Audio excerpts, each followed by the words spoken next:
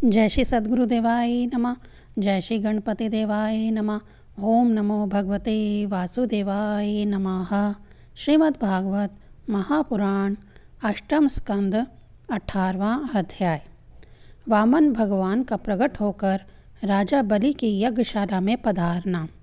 श्री सुखदेव जी कहते हैं, परीक्षित, इस प्रकार जब ब्रह्मा जी ने भगवान की शक्ति और लीला की स्तुति की, तब जन्म मृत्यु रहित भगवान अदिति के सामने प्रकट हुए। भगवान के 4 भुजाएं थी, उनमें वह शंख, गदा, कमल और चक्र धारण किए हुए थे। कमल के समान कोमल और बड़े बड़े नेत्र थे। पीतांबर शोभमान हो रहा था। विशुद्ध श्याम वर्ण का शरीर था। मकराकृत कुंडलों की कांति से मुख कमल की शोभा और भी उल्लासित हो रही थी। वक्षस्थल पर श्री वत्स का चिन्ह, हाथों में कंगन और भुजाओं में बाजूबंद, सिर पर करीट, कमर में करघनी की लड़ियां और चरणों में सुंदर नूपुर जगमगा रहे थे। भगवान गले में अपनी स्वरूप भूत वनमाला धारण किए हुए थे, जिसके चारों ओर झुंड के झुंड भौरे गुंजार कर रहे थे। उनके कंठ में कौस्तुभ मणि सुशोभित थी। भगवान की अंग कांति से प्रजापति कश्यप जी के घर का अंधकार नष्ट हो गया।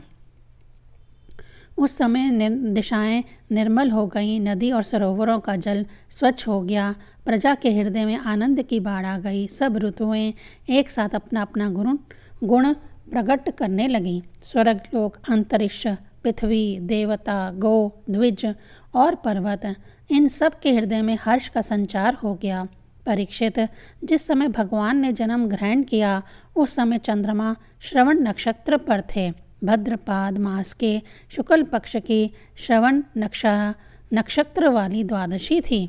अभिजित मुहूर्त में भगवान का जन्म हुआ था। सभी नक्षत्र और तारे भगवान के जन्म को मंगलमय सूचित कर रहे थे। परीक्षित, जिस तिथि में भगवान का जन्म हुआ था उसे विजया द्वादशी कहते हैं।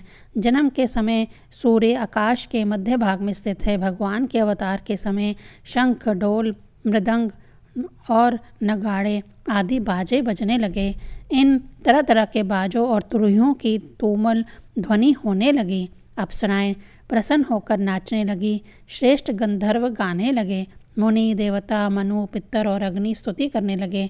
सिद्ध, विद्याधर, किम पुरुष, किन्नर, चारण, यक्ष, राक्षस, पक्षी, मुख्य मुख्य नागगण और देवताओं के अनुचर नाचने गाने एवं भूरी भूरी प्रशंसा करने लगे तथा उन लोगों ने अदिति के आश्रमों को पुष्पों की वर्षा से ढक दिया। जब अदिति ने अपने गर्भ से प्रकट हुए परम पुरुष परमात्मा को देखा तो वह अत्यंत आश्चर्यचकित और परम आनंदित हो गई। प्रजापति कश्यप जी भी भगवान को अपनी योग माया से शरीर धारण किए हुए देख विस्मित हो गए और कहने लगे, जय हो, जय हो।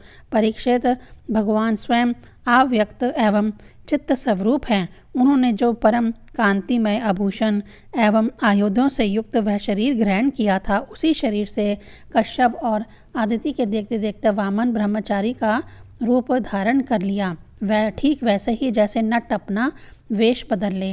क्यों ना हो, भगवान की लीला तो अद्भुत है ही।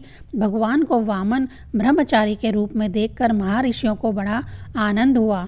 उन लोगों ने कश्यप प्रजापति को आगे करके उनके जात कर्म आदि संस्कार करवाए। जब उनका उपनयन संस्कार होने लगा तब गायत्री के अधिष्ठाता देवता स्वयं सविता ने उन्हें गायत्री का उपदेश किया। देवगुरु बृहस्पति ने यज्ञोपवीत और कश्यप ने मेखला दी।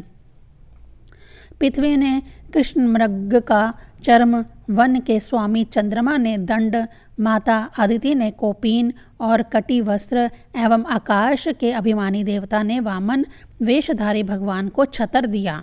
परीक्षित, अविनाशी प्रभु को ब्रह्मा जी ने कमुंडल, सप्त ऋषियों ने कुशा और सरस्वती ने रुद्राक्ष की माला समर्पित की।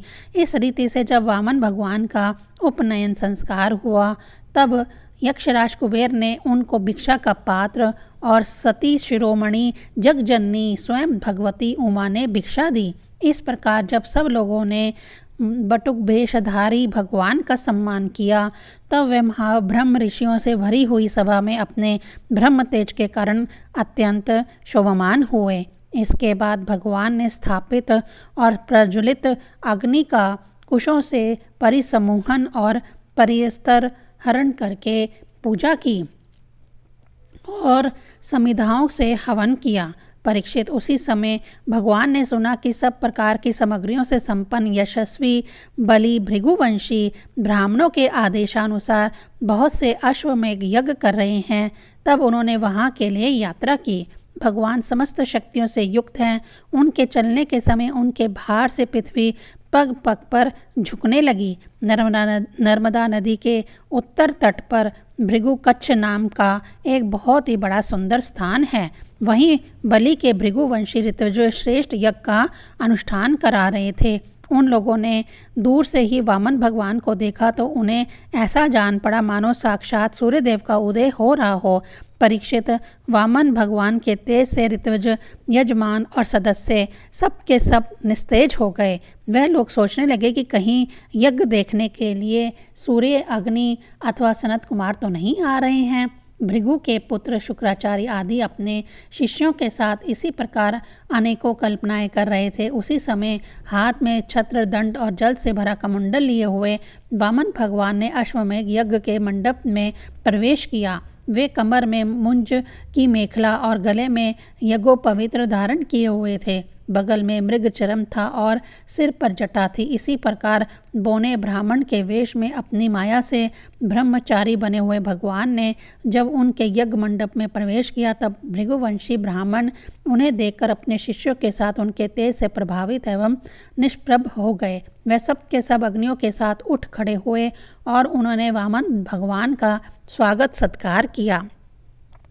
भगवान के लघु रूप के अनुरूप सारे अंग छोटे छोटे बड़े ही मनोरम एवं दर्शनीय थे। उन्हें देखकर बलि को बड़ा आनंद हुआ और उन्होंने वामन भगवान को एक उत्तम आसन दिया। फिर स्वागत वाणी से उनका अभिनंदन करके पांव पखारे और संग रहित महापुरुषों को भी अत्यंत मनोहर लगने वाले वामन भगवान की पूजा की।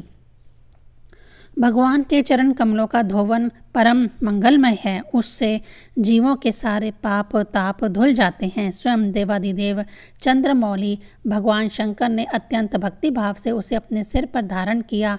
आज वही चरणामृत धर्म के मर्मज्ञ राजा बलि को प्राप्त हुआ। उन्होंने बड़े प्रेम से उसे अपने मस्तक पर रखा। बलि ने कहा, ब्राह्मण कुमारों, आप भले पधारे, आपको मैं नमस्कार करता हूँ।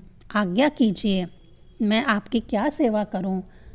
आर्य, ऐसा जान पड़ता है कि बड़े बड़े ब्रह्म ऋषियों की तपस्या ही स्वयं मूर्तिमान होकर मेरे सामने आई है। आज आप मेरे घर पधारे, इससे मेरे पितर तृप्त हो गए। आज मेरा वंश पवित्र हो गया। आज मेरा यह यज्ञ सफल हो गया। ब्राह्मण कुमार, आपके पांव पखारने से मेरे सारे पाप धुल गए और विधि पूर्वक यज्ञ करने से, अग्नि में आहुति डालने से जो फल मिलता है वह अनायास ही मिल गया। आपके इन नन्हे नन्हे चरणों और इनके धोवन से पृथ्वी पवित्र हो गई। ब्राह्मण कुमार, ऐसा जान पड़ता है कि आप कुछ चाहते हैं। परम पूज्य ब्रह्मचारी जी, आप जो चाहते हो, गाय, सोना, सामग्रियों से सुसज्जित घर, पवित्र अन्न, पीने की वस्तु, विवाह के लिए ब्राह्मण की कन्या, संपत्तियों से भरे हुए गांव, घोड़े, हाथी, रथ, वह सब आप मुझसे मांग लीजिए। अवश्य ही वह सब मुझसे मांग लीजिए। 18वां अध्याय संपूर्ण।